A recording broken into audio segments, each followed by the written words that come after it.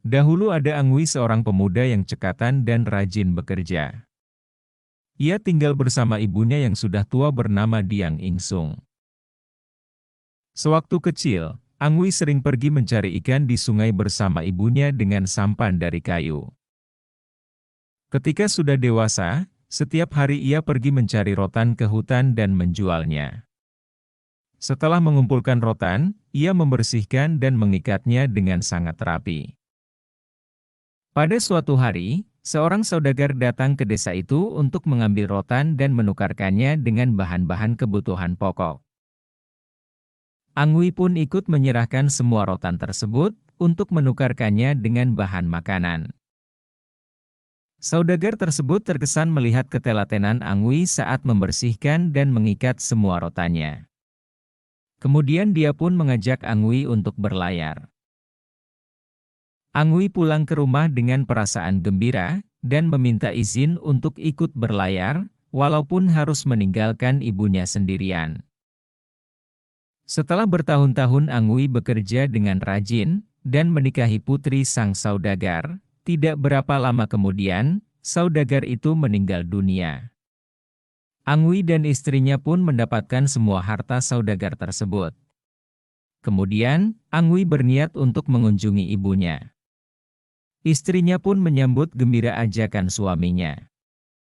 Angui pun meminta anak buahnya menyiapkan perjalanan mereka ke kampung Angui dengan menggunakan kapal yang besar dan megah. Diang Ingsung yang sudah tua renta dan sakit-sakitan bersusah payah untuk mendatangi kapal anaknya di pelabuhan, dengan sampan kayunya.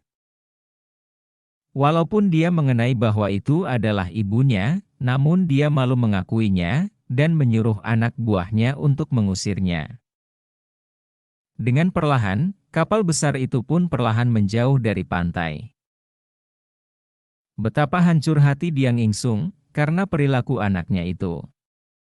Sambil menangis, dia berdoa agar anaknya menjadi batu beserta segala kekayaannya. Tiba-tiba, langit mendung. Hujan turun dengan derasnya, beserta badai dan petir yang saling menyambar. Kapal Angui terhempas badai dan petir berkali-kali, hingga terbelah menjadi dua. Satu bagian berisi istri dan dayang-dayangnya, sedangkan bagian lainnya adalah Angui dan para awak kapal. Kedua bagian yang terbelah itu pun pelan-pelan karam. Angui sempat berteriak, dan meminta pertolongan ibunya. Namun Diang Ingsung tidak bergeming mendengar teriakan anaknya, ia tetap mendayung sampannya hingga sampai ke daratan. Daratan kampung yang tergenang air, lama-kelamaan surut. Ketika air surut, muncullah dua belahan kapal yang sudah membatu.